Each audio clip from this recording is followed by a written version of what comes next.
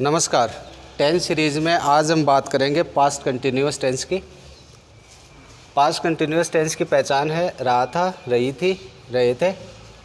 Adverb of times की अगर हम बात करें तो जैसा आपने प्रेजेंट कंटिन्यूअस में किया था, उस प्रेजेंट कंटिन्यूअस का सेकंड फॉर्म आपको इसमें रखना है। जैसे दिस था तो दिस का दैट, नाउ था नाउ का देन, दीज था दीज का those, while, at that moment.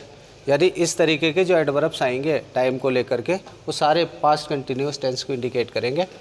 Helping verb के तौर पर आपको वाज और वर का प्रयोग करना है। इसमें आप ध्यान रखेंगे कि वाज का प्रयोग आपको एक वचन के साथ करना है और वर का प्रयोग आपको बहुवचन के साथ करना है। और कंटिन्यूअस टेंस है, इसलिए आपको हमेशा मेन वर्ब की फर्स्ट फॉर्म में आईएनजी का आपको प्रयोग करना है। तो सबसे पहले देखते हैं इसका अफर्मेटिव सेंटेंस यानी साधारण वाक्य। तो साधारण वाक्य बनाने के लिए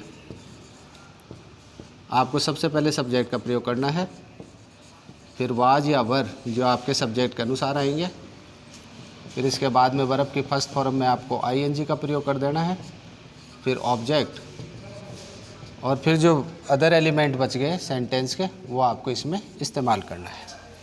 तो एग्जांपल देखते हैं। ही was writing a letter then। वह तब एक पत्र लिख रहा था, इस तरीके से। तो यहाँ पर जैसे आपने देन का इस्तेमाल किया है तो आप यहाँ पर मान लेंगे कि पास्ट कंटिन्यूअस टेंस का इस्तेमाल हुआ है। ही सब्जेक्ट आपका एक वचन का है, इसलिए आप इसके साथ वाज का प्रयोग करेंगे। They were watching a movie। वो एक मूवी देख रहे थे। तो वर, वॉचिंग और दे आपका बहुवचन का सब्जेक्ट है, इसलिए आप इसमें वर का प्रयोग करेंगे। इसी तरीके से अगर आपको प्रश्नवाचक वाक्य बनाना है, इंट्रोगेटिव सेंटेंस, तो इंट्रोगेटिव सेंटेंस बनाने के लिए मैंने आपको बताया था कि आप सबसे पहले सहायक क्रिया का प्रयोग करेंगे सब्जेक्ट से पहले। तो वाज और वर का प्रयोग आपको सब्जेक्ट से पहले करना है। सब्जेक्ट के बाद में आपको वर्ब की फर्स्ट फॉर्म में आईएनजी का प्रयोग करना है, ऑब्जेक्ट और फिर अदर एलिमेंट। तो इन्हीं सेंटेंसेस का अगर हम क्वेश्चन बनाते हैं तो आप बनाएंगे सब्जेक्ट से पहले आपको वाज का प्रयोग करना है। पहले सेंटेंस के लिए was he writing a letter then, क्या तब वो एक पत्र लिख रहा था। और वर दे वॉचिंग ए मूवी। तो इस तरीके से आपको इंट्रोगेटिव सेंटेंस बनाना है। इसी तरीके से अगर आपको नेगेटिव सेंटेंस बनाना है तो नेगेटिव सेंटेंस के लिए मैंने आपको बताया था कि आपको हेल्पिंग वर्ब में नोट लगाना है सब्जेक्ट के बाद में। तो सबसे पहले आपका सब्जेक्ट आ गया, हेल्पिंग वर्ब आपकी वाज वर थी और आप इसी वाज वर में आप नोट का प्रयोग कर देंगे। वर्ब की फर्स्ट फॉर्म में आईएनजी, ऑब्जेक्ट और अदर एलिमेंट। अब हमारे सेंटेंस बन जाएंगे। He was not writing a letter then. और दूसरा सेंटेंस आपका इस तरीके से बन जाएगा। They were not watching a movie.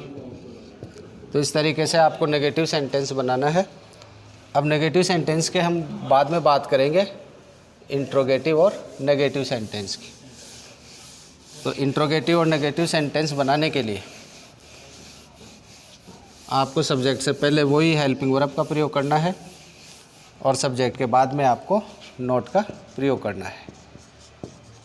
तो इंट्रोगेटिव एंड नेगेटिव सेंटेंस ये बनाने के लिए पास्ट कंटिन्यूअस टेंस का अगर हम इंट्रोगेटिव नेगेटिव बनाएंगे तो सबसे पहले वाज या वर का प्रयोग सब्जेक्ट के अनुसार, फिर आपका सब्जेक्ट, फिर नोट, वर्ब की फर्स्ट फॉर्म में आईएनजी, ऑब्जेक्ट और अदर एलिमेंट। तो पहले वाले सेंटेंसों का ही बनाते हैं। Did he not, sorry, was he not writing a letter then. और सेकंड सेंटेंस का बनाना था वर दे वॉचिंग ए मूवी। तो इस तरीके से आपको इंट्रोगेटिव और नेगेटिव सेंटेंस बनाना है। करेक्ट फॉर्म ऑफ वर्ब की बात करनी थी, तो इस टेंस की अगर आपको वर्ब भरनी हो तो आप इस तरीके से भरेंगे।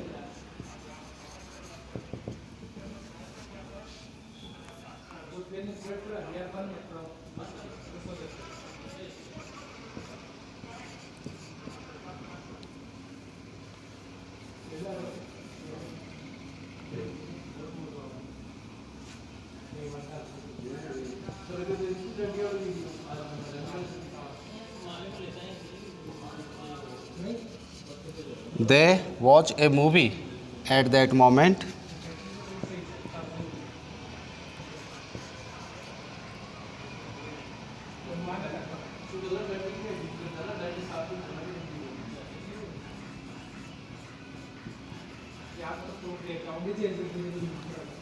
अब वर्ब के फिल करेंगे तो आप देखेंगे they watch A movie at that moment, वो उस पल एक मूवी देख रहे थे। तो एट दैट मोमेंट के हिसाब से आपने सीधा आइडिया लगा लिया कि ये पास्ट कंटिन्यूअस टेंस का एग्जाम्पल है। तो आप देखेंगे कि वाक्य आपका अफर्मेटिव है, तो आप इसमें दे के लिए वर वॉचिंग कर देंगे यहाँ पर। तो वर और वॉचिंग।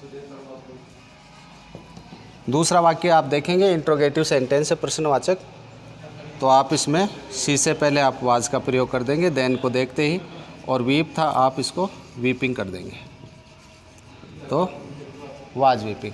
तो मूल बात यही है इसमें कि आप एडवर्ब्स का ध्यान रखें, वाक्य के आप पैटर्न को अच्छी तरीके से समझ लें कि किस तरीके से इंट्रोगेटिव बनाना है, किस तरीके से नेगेटिव या इंट्रोगेटिव या नेगेटिव बनाना है। उसी हिसाब से आप वर्ब का ध्यान रखें और उसको इस हिसाब से फिल कर दें। काफ़ी इजी है, आपको इजीली समझ में आएंगे इन्हीं शब्दों के साथ। धन्यवाद।